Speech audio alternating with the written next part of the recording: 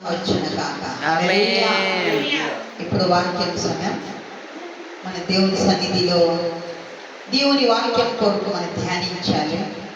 దేవుడు ఈరోజు మంచి చక్కటి వాక్యం, స్వస్థత వాక్యం ద్వారా మాట్లాడుతున్నారు.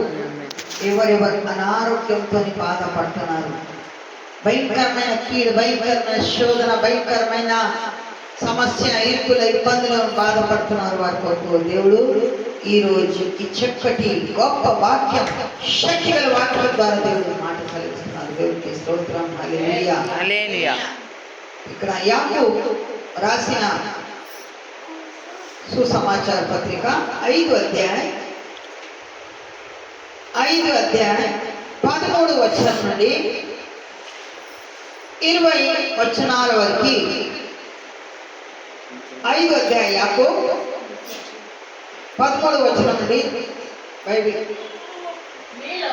మీలో ఎవరికి అయినను శ్రమ సంభవించిన అతడు ప్రార్థన చేయవలెను.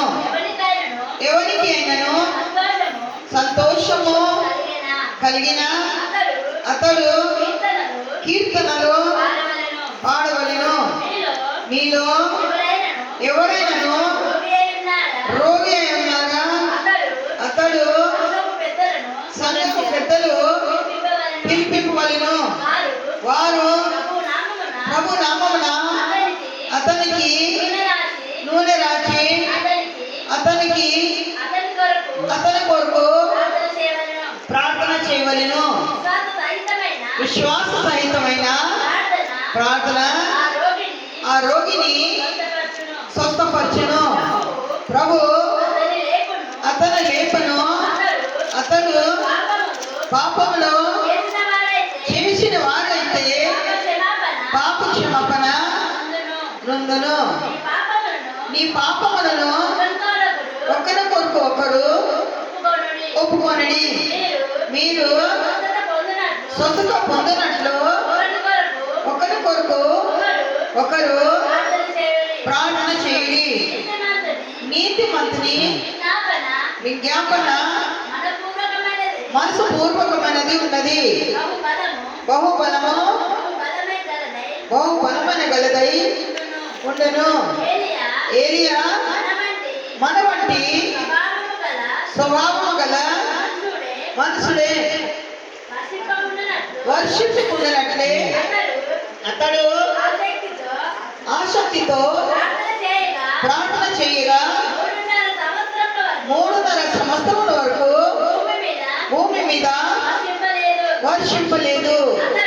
అతడు మరల ప్రార్థన చేయగా ఆకాశము వర్షమిచ్చెను, భూమి తన ఫలమిచ్చెను.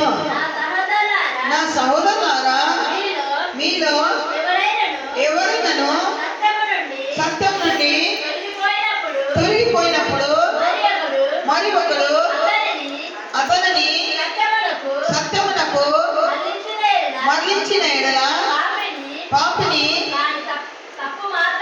వాని తప్పు మార్గం నుండి మరలించిన వాడు మరణం నుండి ఒక ఆత్మను రక్షించి అనేక పాపములను కప్పివేయనని తాను తెలుసుకునవలెను. ఆమేన్. హల్లెలూయా. చెప్పండి హల్లెలూయా. ఈరోజు సగం మంది కూడా రాలేదు. దేవునికి స్తోత్రం. ఇక్కడ చక్కటి వాక్యం స్వస్థత గురించి.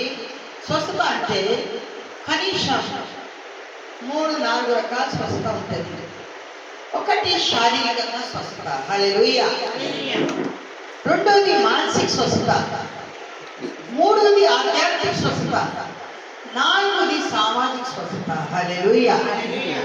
ఈ రోజు దేవుడు మనకి 4 రకంగా స్వస్థత పరుస్తున్నారు. దేవునికి స్తోత్రం. హల్లెలూయా, హల్లెలూయా. పాప కూర్చోబెట్ట వాక్యం విను.